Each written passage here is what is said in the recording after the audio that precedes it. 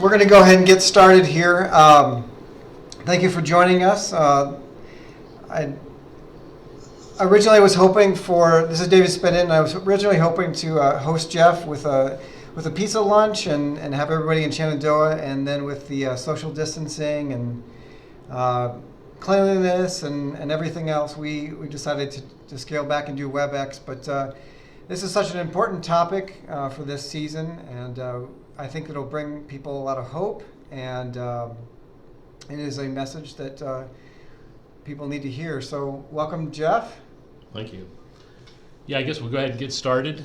So this is a historical proof of the resurrection of Jesus of Nazareth from the dead.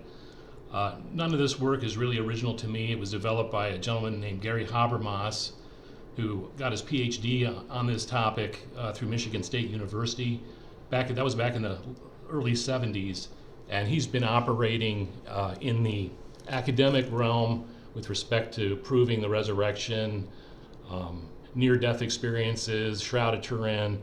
I would say, just at least from my cursory examination into this topic, I would consider Dr. Habermas probably to be the leading expert in the world at proving the resurrection.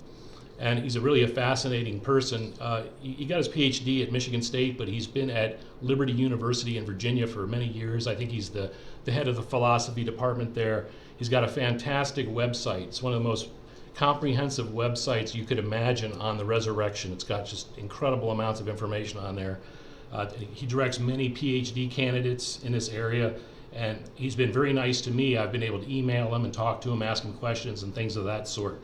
So again, I'm just sort of like, I'm the repeater. I am not the originator of the signal. I'm just a guy that was doing some work with my children at home. We homeschool, and we were looking into some Christian apologetics material. I kind of tumbled upon Gary and just started reading a lot of it, and I did a lot of studies on that. And it helps me to organize my thoughts into PowerPoints. I don't know why, but it does. And so I kind of put it together, and I shared it with a couple people here at work, and they liked it and wanted to go ahead and present it. So without any further ado, we'll just kind of continue on. So do I need to? Okay, so I'll have to do that. Okay. So abstract? Yeah, so I'm going to go through the abstract. Maybe everybody kind of read it. I guess the unique thing here is the minimal facts method. And this is the thing that got Gary Habermas his PhD at a secular university, because that's the method he came up with to prove the resurrection that satisfied his PhD thesis committee. And so what he does is he takes data that are historically certain out of the New Testament material. They're historically certain because they meet certain historical criterion that we'll get into later, and also that the majority of the academically accredited scholars operating in the world today grant. Now, I'm not talking here about people on the internet or trolls or this type of thing. I'm talking about people that have advanced degrees, working at prestigious universities around the world. Some of them are atheists, agnostics, Jewish people, Muslims, Christian scholars, the whole thing. These minimal facts will be accepted by them as true historical facts, and we're going to. A lot of this will be explained more as we kind of go along. So we'll just kind of start off and kind of go through it. Next slide. Next slide. So I'm going to start kind of with the basics. And so in Christian theology, the death, resurrection of Jesus are the most important events in that religion. And as we can say, if Jesus did not rise from the dead, then Christianity is no more than a fairy tale. And St. Paul, arguably the greatest apologetist and an apostle for the Christian religion ever known, stated that if Christ has not been raised, our preaching is useless, and so is your faith. So because if Christ has not been raised, your faith is futile, and you're still in your sins. And if only for this life we have hope in Christ, we are the people to be most pitied. And so the resurrection is not some tangential thing. It's crucial to Christianity, and this is why this argument and arguments like this are important to be able to provide both for Christian believers to bolster their own faith, and also to provide a gateway for those who may be skeptical to maybe remove some barriers to Christianity for them. Next slide. Okay. So, So, yeah, that's fine. So Jesus claimed, many times in the Gospels, Jesus claims that he would rise from the dead, and that this would be a proof of his doctrine, of his divinity, of his mission, and provide a divine stamp of approval on what he did. He didn't expect people just to believe him because he came along and said it. He said, I'm saying it, and now I'm going to perform this miracle to put a seal on it. So Jesus claimed it. After he was crucified, the apostles, the 12 closest disciples of Jesus, they preached the fact that he was killed, he was crucified, and then God raised him up on the last day. This was done immediately after his crucifixion and resurrection. So Jesus said it was going to happen, and then the apostles went around the world basically teaching that it in fact did happen. So very important idea here, the concept of the resurrection of Jesus. So next slide. So Christianity, and I wanted to spend a little bit of time just to kind of set some context. So Christianity requires belief that Jesus is God if you're a Christian. But the proof of this is rooted in the historicity of the resurrection of Jesus from the dead. And oftentimes various scholars have referred to Christianity as faith founded on fact. So, and we'll kind of get into that a little bit here. Christian apologetics is a discipline that uses reason, right reason, historical arguments and so forth to argue for the truth of the Christian faith, and that's kind of what this falls under. Now, in Buddhism, as an example, it doesn't require belief that Buddha is God. Now, some Buddhists do believe he is God, and some don't, but it's not required to be a Buddhist. And in Islam, it doesn't teach that Muhammad is God, and as a matter of fact, it teaches that Jesus of Nazareth is not God, but a human prophet, somewhat less than Muhammad. But the difference here is that Buddhism is not historical, and Islam, to a large extent, is not historical either. And that's not a hit on them, that's just the historical data that's available to verify the claims of these religions is somewhat sketchy. And so, as you can, I've left some references here. You can go around, look this up. Don't take my word for it. Look it up. See what they have to offer in terms of their apologetics material. It's pretty sketchy. Mostly, you have to just take it on faith that it's true. Maybe you read the Quran and it speaks to you, and then you interiorly know that the Quran is true. That's pretty much how they operate. But that's not how Christianity is done. It's a faith founded on facts. Next slide. So just the gospel here in very short form. I always like to put this picture in because I like it so much. So I took this right from 1 Corinthians. So Jesus died for our sins in accordance with the scriptures. He was buried and he was raised on the third day. So when St. Paul talks about the gospel, in a nutshell, in its shortest form, that's pretty much it. The 1 Corinthians 15 is a very, very, very important scripture passage for a whole host of reasons that I was not aware of until I started studying the stuff, but we'll get into that a little bit later. Oftentimes this is summed up with John 3:16 that people are familiar with. And then, of course, the other thing that's unique about Christianity is the exclusiveness. Jesus taught, I am the way and the truth and the life. No one comes to the Father except through me. Now, this upsets a lot of people, but it is in fact a point of basic truth of the Christian faith that there is no way to gain salvation except through Jesus Christ. So I just want to make sure that was clear.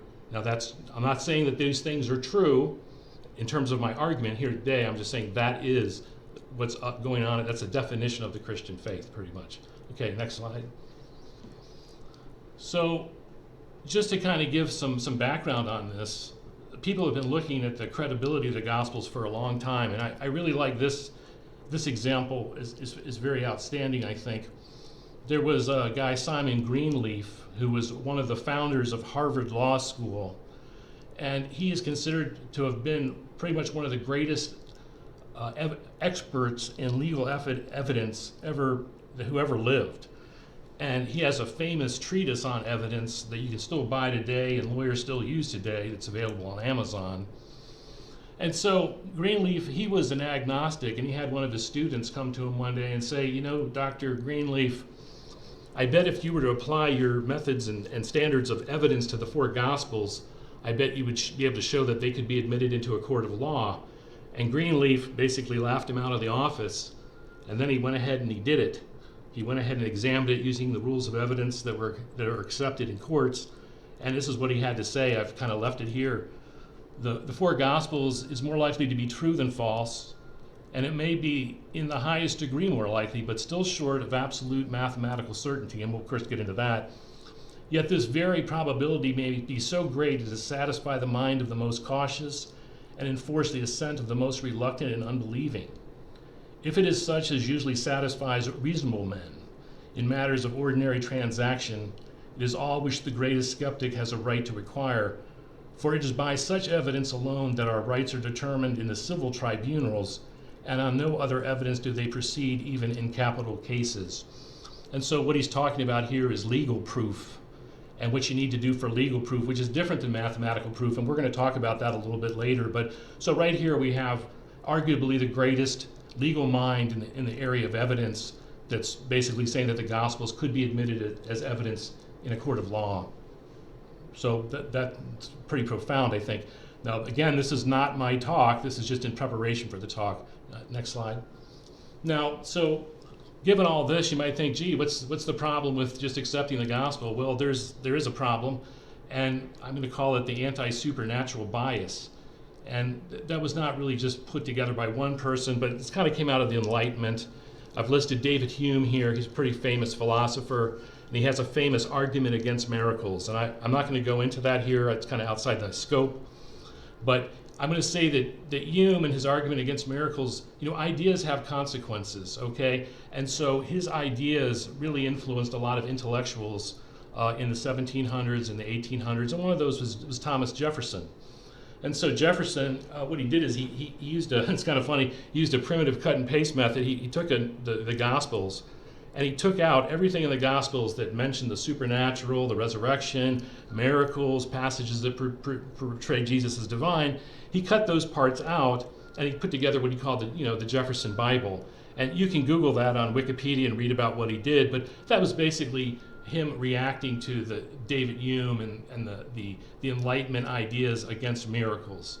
And so because of this anti-supernatural bias, it's sometimes difficult to communicate the gospel to everyday men and women that you meet, because you see the time frame of this Hume thing was in the 1700s, but over this several hundred years of time, these ideas, of course, have percolated down to the man in the street, and you're constantly being bombarded by the media with the fallout of these ideas. And so a lot of people think, well, the story of Christ, did he even live? Did he even exist? Was he even, they don't have a clue about this. And so this is why this proof of the resurrection based on the minimal facts is so outstanding, because it roots the Christian religion right where it needs to be, which is a historical fact, and it does a nice job of doing that. So that's kind of why Habermas's work is so important. Next slide. So today I would say, just to kind of summarize, the main view amongst the sophisticated critics is, and by that I mean people in academia, the disciples of Jesus, they seem to have experienced something with respect to the resurrection, but man, they don't know what it was, and basically we have a bias against the resurrection. And an example of that is this Charles Hartshorne, and he was, a lot of people don't know who he is, but he was considered a leading philosopher in the 20th century. And Dr. Habermas is pretty active in the debate field, and he debated a fellow named Dr. Flew, who was a professor pretty much everywhere, right? Cambridge, Oxford, all the high-ranking schools, on the resurrection. And he was an atheist, of course.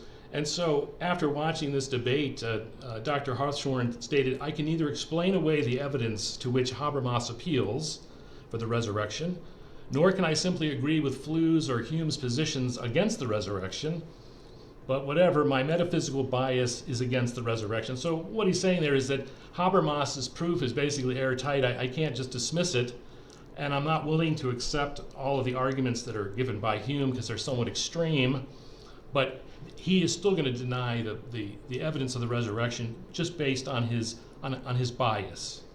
Okay, and so again we asked, did Jesus rise from the dead? And so we're going to look at these minimal facts and determine that. And I guess I'll just say one other thing. We're kind of concentrating on this minimal facts methods, but Christianity being rooted in history, there are many different methods to communicate the truth of the Christian faith using apologetics And I've listed some of them here, proof from the Old Testament prophecies, Lord Liar lunatic argument. So this is just one method. This is one tool in the toolkit to try to communicate the importance and historicity of the resurrection of Jesus. Next slide. So here we're going to just spend a little bit of time talking about levels of assurance and what does it mean to prove something like this, because I hadn't ever thought about it until I got involved in studying this, and so I thought it was kind of interesting. Next slide. So only mathematic or logical facts provide exact certitude, and we're going to kind of get into this a little bit later. All other fields of human endeavor are going to be less than that. So legal facts, it depends on what kind of trial it is, historical facts, scientific facts, they don't have complete certitude to their trueness. They are true to some probability.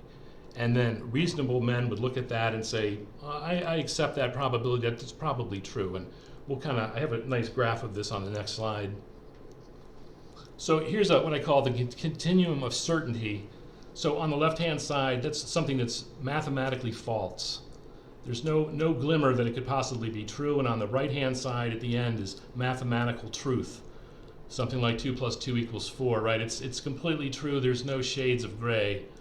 50% would be equally probable. It could be true, or maybe it's not, I can't really tell. Then we have, starting at 51%, we have the level of proof required in a civil trial for a conviction. And then over at 80%, that's the level of proof required for a criminal trial, because they're different. A civil trial is preponderance of the evidence, which means, more than 50%, and a criminal trial is beyond a reasonable doubt. Now, there's some discussion among legal scholars, is 80% the right number? It's a number that's typically bandied about, so that's why I selected that. So just like, and an example of that I wanted to just touch on this, probably many of you may remember the O.J. Simpson trial.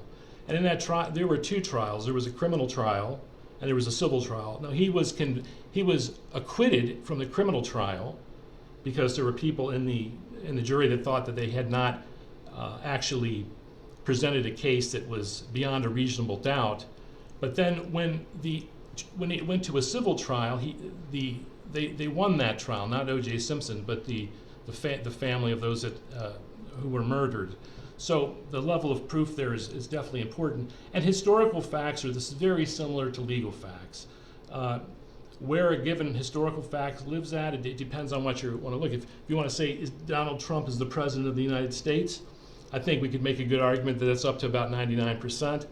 If you want to do something like, did Julius Caesar cross the Rubicon River in Italy? Well, that's 70% or 50% or 52% or whatever, but you don't maybe have quite as much proof. So we're going to prove the resurrection of Jesus using the minimal facts method, using this methodology and this level of certitude, somewhere between 51 and 80% or 90% or something like that. So that's what we mean by a proof of the resurrection.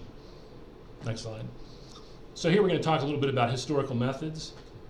So again, I hadn't really thought about this too much until I started studying this stuff, but science, history, law, they're all pretty much done the same way, right? So you define something, you define an experiment or an event or a case, you collect the data, you have some methodology to look at and determine what data is good, and when you get a hold of that good data, you maybe form a hypothesis to fit the good data, and then from those various, you might have multiple hypotheses, then you're going to pick the hypotheses that best fits the data that you have. And that's exactly what's done in history. You collect the historical documents, you try to figure out what data is good, and then from that you put together a handful of hypotheses, and then you infer the best hypothesis that best fits the data that you have. And again, that's the methodology that Dr. Habermas uses to prove the resurrection, and that's what we're going to do. Next slide. So here's just to give a background on this, because maybe people are not aware of this. I wanted to give some context for what historical data typically looks like for ancient persons. So next slide. So I'm not going to walk through each of these persons. I chose Alexander the Great, Julius Caesar, and Jesus of Nazareth. But I'll just kind of talk about it briefly. So for the life of Alexander the Great, he died, 300 years before the Common Era, before the birth of Christ. And the amount of data available for his history is fairly is fairly slim. There's basically 5 primary sources, and the earliest one of that is about 300 years distant from when Alexander the Great actually lived. There's no surviving eyewitness testimony, and almost all ancient Greco-Roman histories included miracle events in them. So the fact that there's miracles in an account of the life of Alexander is not necessarily going to discredit the entire document, right? They have methods to try to determine whether these miraculous events are true, and we'll get into that later. Again, we're not going to assume anything is true here. We're just saying that these things happen, and historians have methods to deal with them. So that's Alexander the Great. Now, if we go to the next slide, which is Julius Caesar. Now we're looking at a guy that's 300 years further into the future than Alexander the Great, and there are many documents relating to the life of Julius Caesar, and they're pretty good. I mean, some of them were actually written by Julius Caesar. I've listed a couple of them here. Mostly they're narratives of wars that he fought. There's some listed here. If we go to the next slide, some were written by his contemporaries. Cicero wrote quite a few. Next slide, and a slide after that. And so in that case, there's about 22 main source documents, and the earliest source for that was written during his own lifetime by himself, and so that's pretty good. And again, there's some miraculous events in this. Romans considered Julius Caesar to be a god. Okay, so obviously there's some miraculous information in there. Okay, next slide. So now we come to Jesus, and I've kind of broken this out. I wanted to mention this in case I think probably most people in the audience know this, but I did want to mention it. We're going to draw most of the data here from the New Testament, and the New Testament is not one book. It's actually a library of books. And there's 27 or so books in the New Testament. I don't remember the number, but and they're written by different authors, written at different times and in different geographical locations. Okay, so each one of those books is a separate book, and we're going to use that to count, even though they're typically all put together under one cover. They are separate. The most important being the 4 Gospels, 2 of which were claimed to be eyewitness accounts that actually were physically present when the events were taking place, and the other 2, Mark and Luke, were at least histories that were written after interviewing eyewitnesses. Okay. Also, then the Acts of the Apostles is a short history of the early church after the time of Jesus. Then the other documents are epistles, and those are typically pastoral letters written by the apostles who founded churches around the Mediterranean to their congregations after they had maybe left, right? Maybe Paul wrote a letter to the Romans in anticipation of going to see them, or maybe he wrote to the Corinthians after having started a church there and no longer lived there, but he wanted to stay in touch with them. So these also contain historical data as well. So next slide. Here I've continued to list out some of the epistles. Most of these are written by St. Paul. Then you can see here at the bottom you have James. Next slide. Some other ones coming up here. And again, I'm going to point out this oral tradition, this creed that's embedded in 1 Corinthians 15, 3-7. And hopefully I'll have a chance to talk with that a little bit, but we'll just let that go. Then if we continue, I've noted here Clement.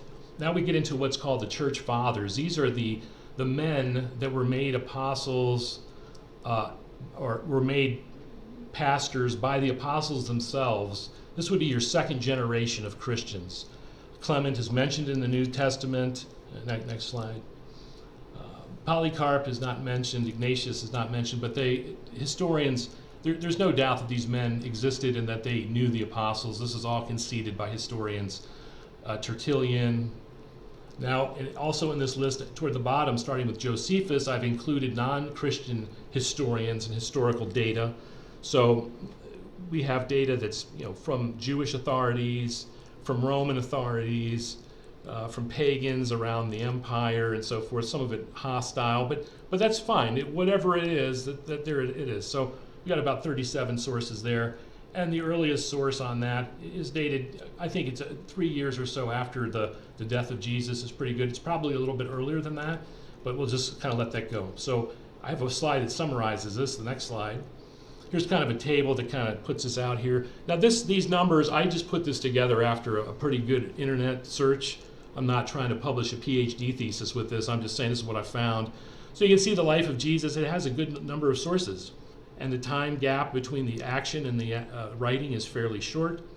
It's certainly comparable to Julius Caesar. I'm not going to claim that it's better, but it's pretty darn good, and it's certainly better than the life of Alexander the Great. So this is the kind of data that we have to work with, and also, again, as I'll mention, all of this data includes miraculous narratives and so forth as well. So that's not any kind of a problem when you're doing historical work. Right? It's typically handled by historians all the time.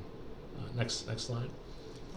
So I guess we're going to get into the minimal facts. The next slide here is, so the minimal facts, it argues for the resurrection of Jesus based on its ability to explain the relevant historical facts, and it disregards, I just want to make sure that's clear. You can always find somebody on the internet that's going to say something, right? But Habermas, getting his PhD at Michigan State University, I think you could probably understand how difficult that would be. He did not have people lining up on his side, right? He had to put together a very rigorous, critical, historical proof of the resurrection, or he was not going to get his PhD. So this stuff is pretty scholarly.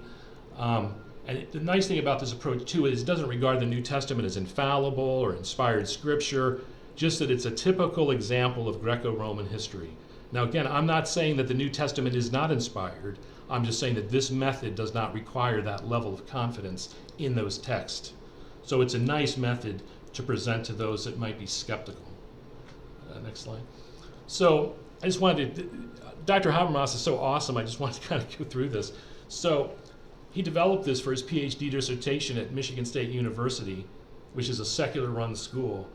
And so Habermas conducted a survey of all the critical publications on the resurrection, and he concluded that the resurrection could be known according to probability as a normal historical fact. His dissertation was written, and it was accepted by his PhD committee, and he was granted the PhD from Michigan State University. So from a historical point of view, this thing is pretty airtight. You could deny it if you want because you have a supernatural basis or a bias, but as far as historical facts go, you can't really do a lot better than this. To deny this approach would be to deny almost all of ancient history. You'd have to overturn the entire thing because you wouldn't be able to know anything about it. Next slide. So each datum, each historical fact had to be multiply attested to by normal critical means, and that's a technical term, and it's easy to explain, and I'm going to explain it in a subsequent slide. And the other criterion is he wants the majority of properly credentialed critical scholars to be on board with that fact. Now, that's not as important as the datums being multiply attested, because scholars can change their mind, right? But if you have proof, well, proof is proof, no matter how you slice it. And so that's number one here is the most important. But he threw in number two as well, and we'll talk about that a little bit as well. So next slide. So here's some of these critical methods that historians use in order to determine if some document has a truth in it, right? The principle of multiple attestations. That's where you get a particular event and you have multiple independent sources that discuss it. In ancient history, if you can get two of those, you're really excited as a historian, okay? For some of the ones that we're going to present here for Jesus, there's 10 or 15 independent sources. So that by itself would be a very strong indicator of truth. Then there's the principle of hostile witnesses. So for example, if you are looking at a battle that was fought by Alexander the Great, and the guy that he was fighting against admits that Alexander, in some document, admits that Alexander outfoxed him and was a better general than him and conducted the war in such and such a way, well, you're going to give that more weight because here's a guy, he's not trying to blow up or try to rain praise on Alexander. He's a hostile witness, and so historians like that. Then there's the principle of embarrassment. If the writers put something embarrassing about their hero into the document, that's typically tended to be accepted. Of course, and so something like that would be, if Alexander or Julius Caesar, if they did something stupid and they lost a battle, well, historians would tend to take that as being probably true because that wouldn't be put in there unless it was probably true.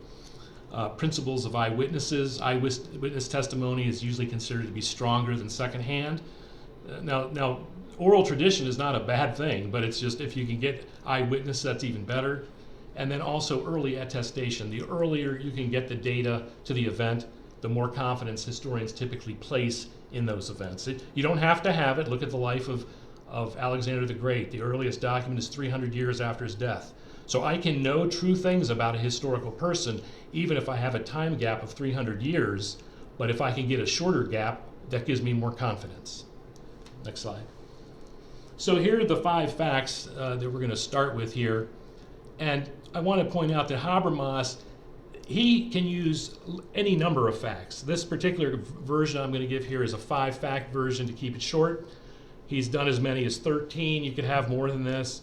And we'll get into that a little bit later. So that they are, 1, Jesus died by crucifixion. 2, Jesus' disciples sincerely believed he rose from the dead and appeared to them. I'm not saying that Jesus did rise from the dead. This fact is just saying the disciples believed. They sincerely believed he rose from the dead and that he appeared to them. 3, Paul converted from being an antagonist of Christianity to an apostle after having claimed an experience with the risen Jesus.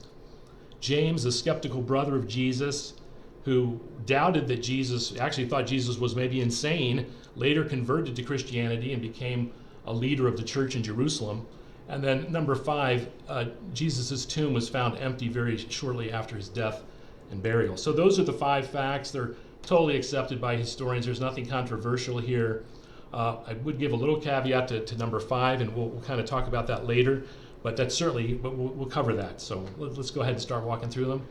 Now, I'm not going to drag you through the proof of all 5 of these facts. I've got a few slides here I've put together on each one just to kind of talk through it a little bit, just to maybe, so you don't think I'm just making all this up. So here, Jesus died by crucifixion. Highly critical scholar John Dominic Crosian, I don't know if you've ever encountered that guy. He's kind of an interesting character. Anyway, he says that the crucifixion is as sure as anything historical can ever be.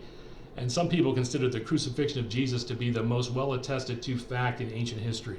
And you can see one of the reasons why. And on this slide, I've got source data for it. I've got 5 sources. Remember, 2 sources is considered awesome.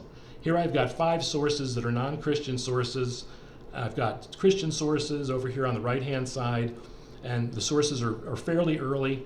There's some controversy about dating the Gospels. I'm going to just let that pass.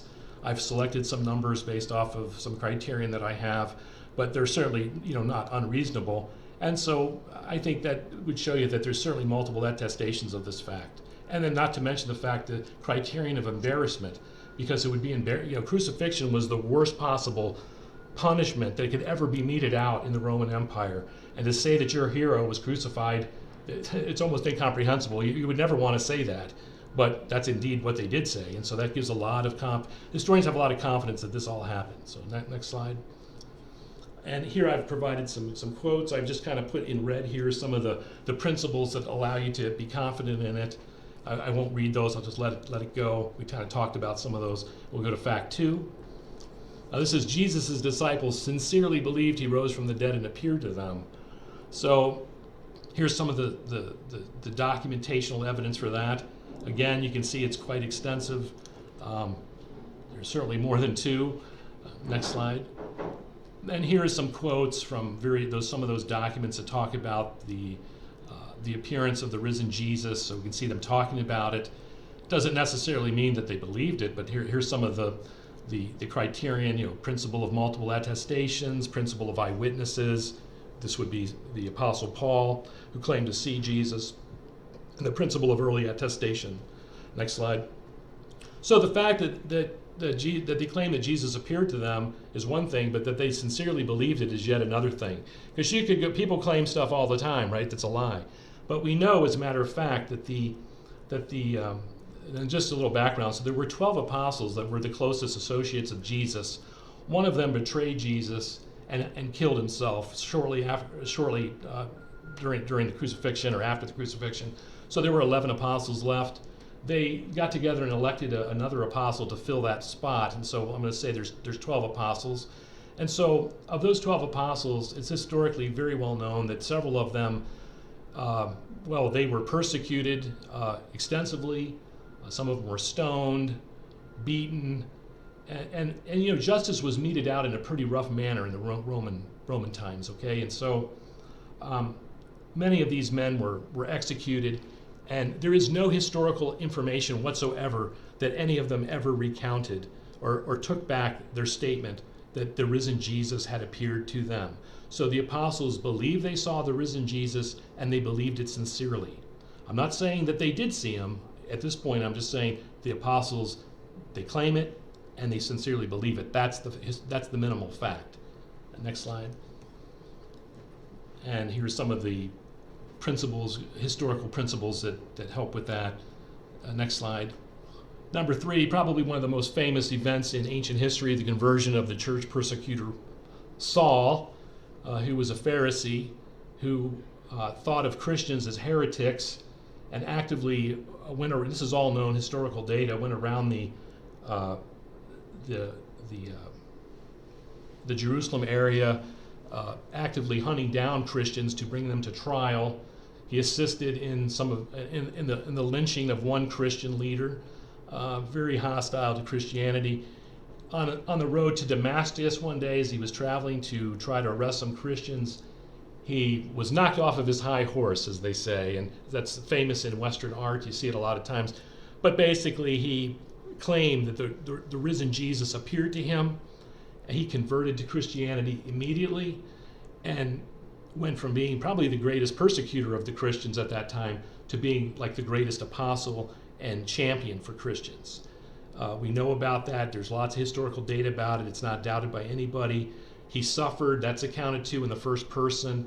We know he was beaten many times, and we're going to get into some of what they mean when they say beaten back in the Old Testament. They're not kidding around. He was stoned many times, and eventually he was crucified. And again, bearing witness to the fact that Jesus has risen from the dead. So we have no doubt that he sincerely believed he saw the risen Jesus. Next slide. Here's some more examples of that. I think we can just pass by that. I don't think we need to go through it. Here's the conversion of the skeptic brother of James, the brother of Jesus. Again, there's a lot of data on that. There's good data that shows that he was a skeptic before the crucifixion. It's well recorded. Again, this is another reason why we like this data, because the gospel writers put in embarrassing information. Here they have members of Jesus' own family that don't believe in him, that don't think he's what he said he was. As a matter of fact, they think he might be insane. So here's a guy that thought that information was recorded. They didn't try to whitewash it when they wrote the gospel. They included it in there. Historians eat that up. Okay, that is like that's a real sure sign of a true statement in a historical document. And so this individual who thought Jesus was insane, later, after having an appearance of the risen Jesus, converted to Christianity and became such an important Christian leader that he was the bishop of Jerusalem.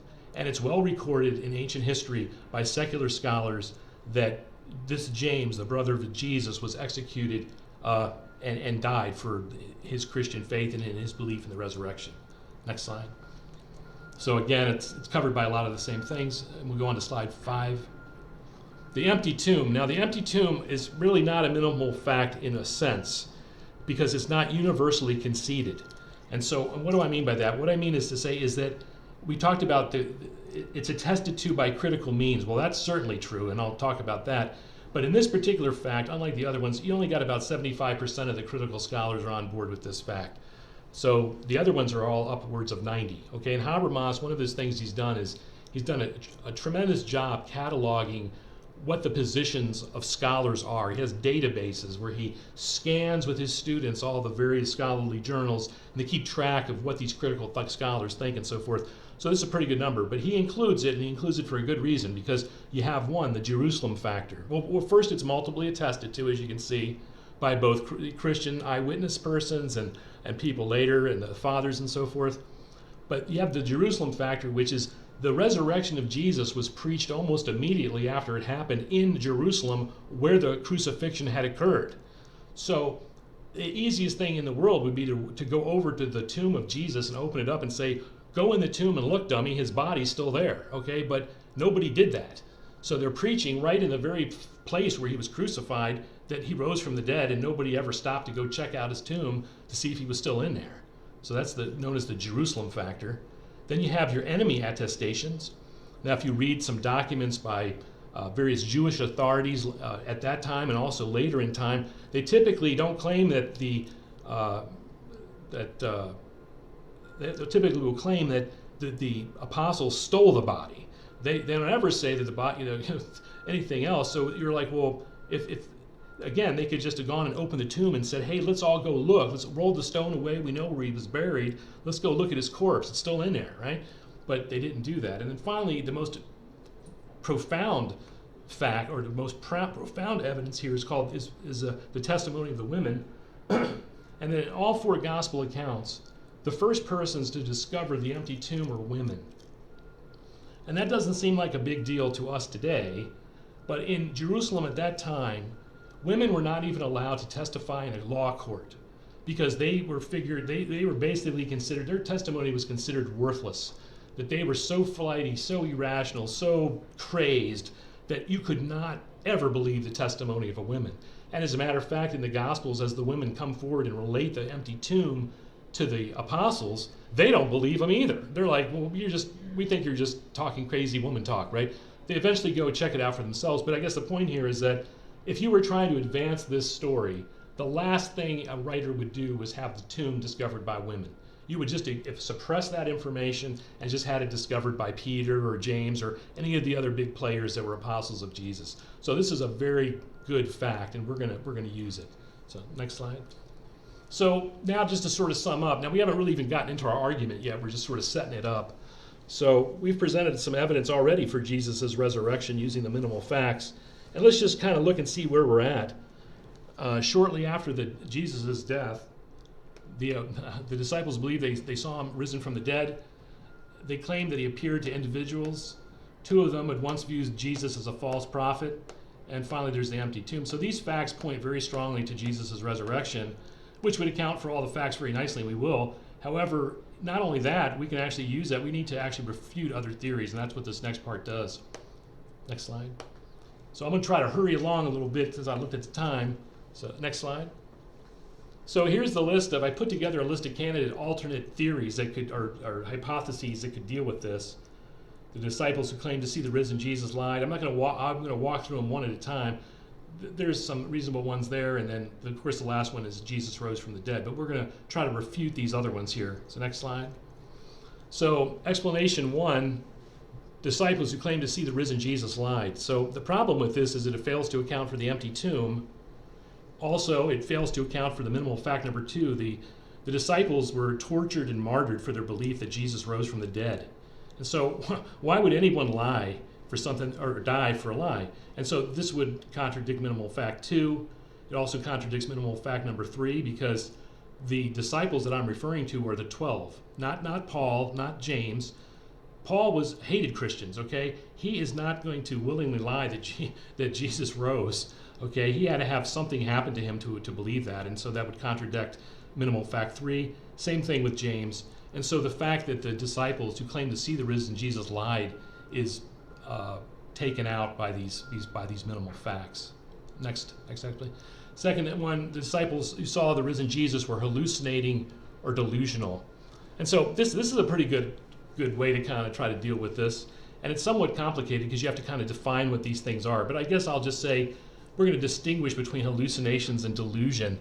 So a hallucination is a false perception. A person sees something, but what they see is false. They've done a lot of work on this, modern psychologists, and groups of people do not have the same hallucination. And so here I outline a study that was done on some Navy SEALs during Hell Week.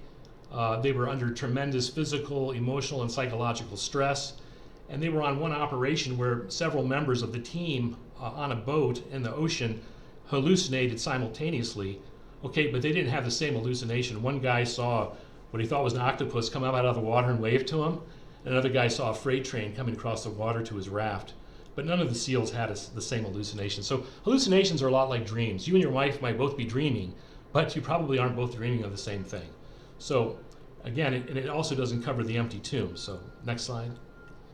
So here we can kind of get into this a little bit more, and I'd hope to spend a little bit more time on it. But this in 1 Corinthians 15, 3-5, they have this thing what Paul says is, "For what I received I passed on to you." And then there's a blurb there, and it's believed by scholars that what this is an ancient creedal statement that Paul basically put verbatim into his letter.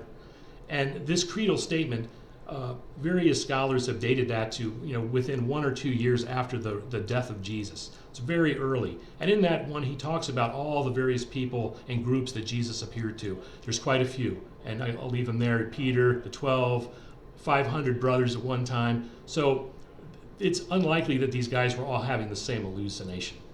Next slide.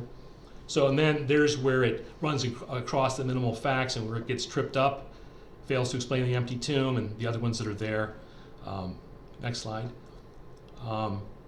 So the next point would, well, maybe they were delusional. And delusions, that happens, right? So maybe you guys remember the Church of Venus.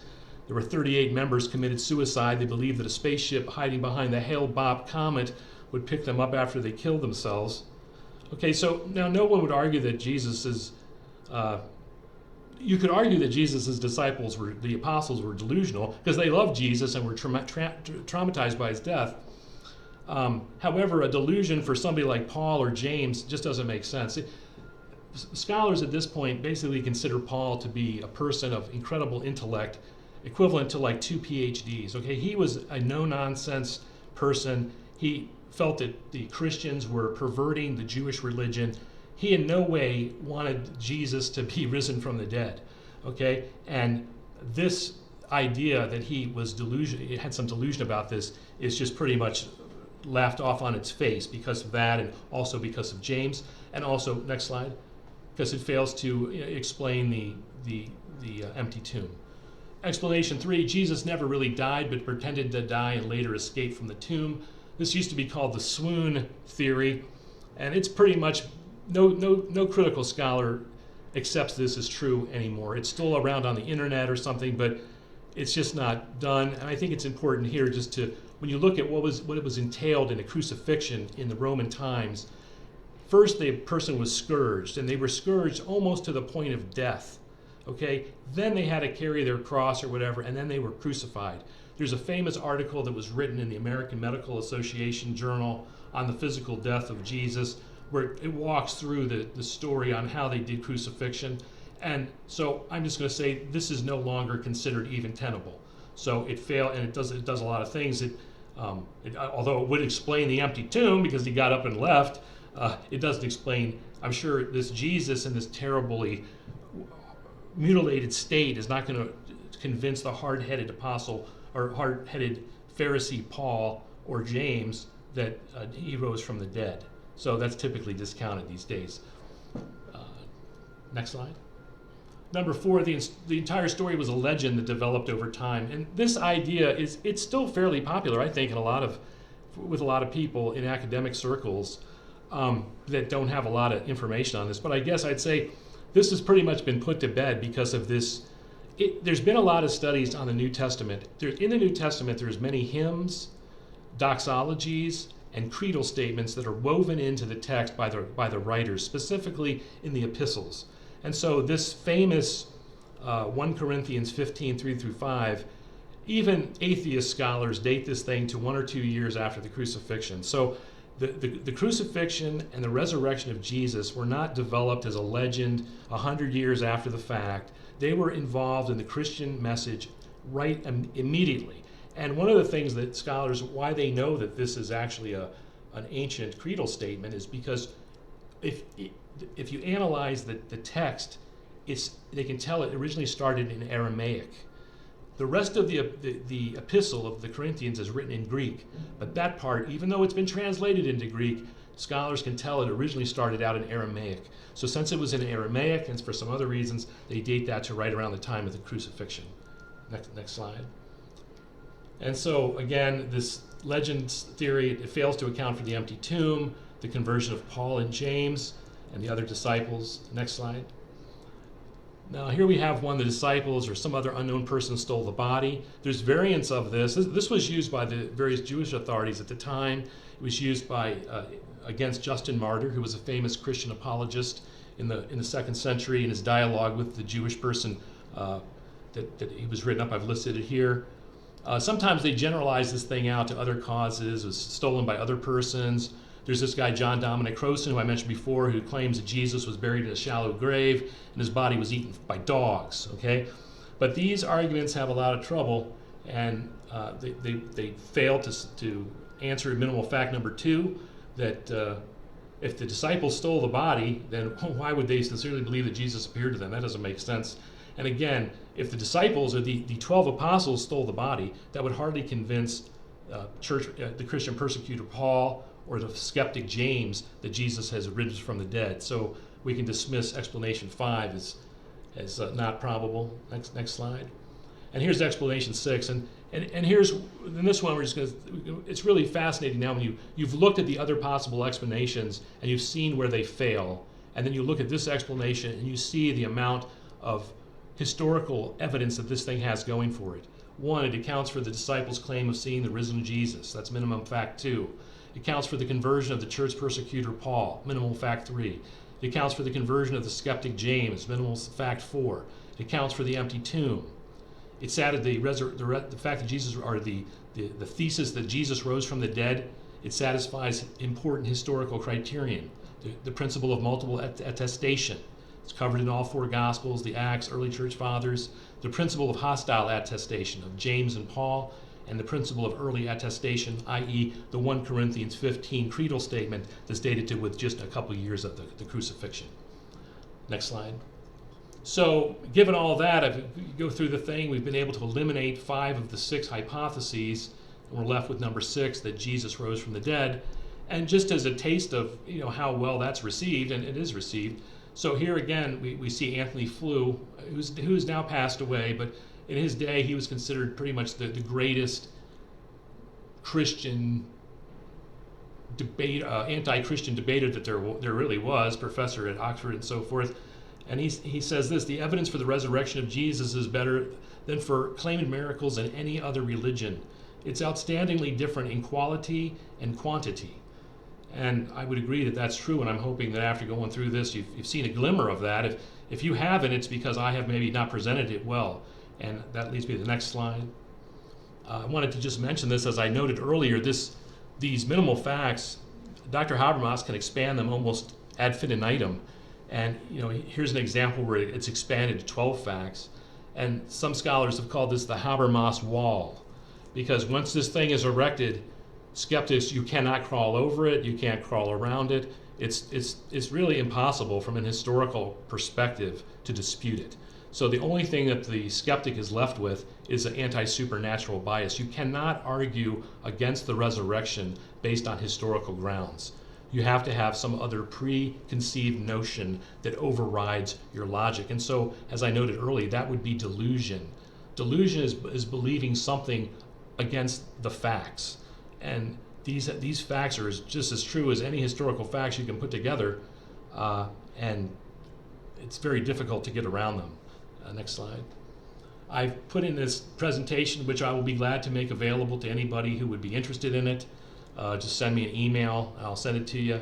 There's a lot of great information. I'd start with Dr. Habermas himself, who, as I said, is probably the greatest expert on this topic in the world. Also, I've put some other stuff on Christian apologetics in general, if people are interested in that. And I guess that wraps it up. I was going to let Dave had a few words to say, I think, in conclusion. Yes. Thank you so much, Jeff, for putting this together and running through this. And I wanted to share, if you don't know who Jesus is on a personal level, I'd like to just share a few words. Jesus is the creator of the universe, and he desires to have a personal relationship with you. And that doesn't mean just that you know about these facts and that's it. He wants to give you hope and peace in this crazy time. And I really think that when Jeff and I were planning this, it was before all of this social distancing and things, and right now people are hurting, and they don't know where to turn, and the God of the universe who created us knows exactly what it is like to experience pain, and this is absolutely certain through Jesus' death. But it didn't end there. He rose again from the dead, and he can just give you that hope that there is more than just craziness in this life. And if you want to know more about that, Jeff and I would be happy to share with you about our experiences and really share more information about that. And we'd love to talk with you about that. So thank Jeff again for doing this. And in this season, we are in the season of Easter, which is in 2 Sundays, and that's why we originally picked this time, because we wanted to do it around the time of the resurrection. It is also a fact that he did it. He died during the Passover time, and so that's always been the time of Easter. It's always followed the Jewish Passover. So this is a time of hope for Christians who know that there is more than death in this life, and we want to share that and give you that hope too. Thank you, guys.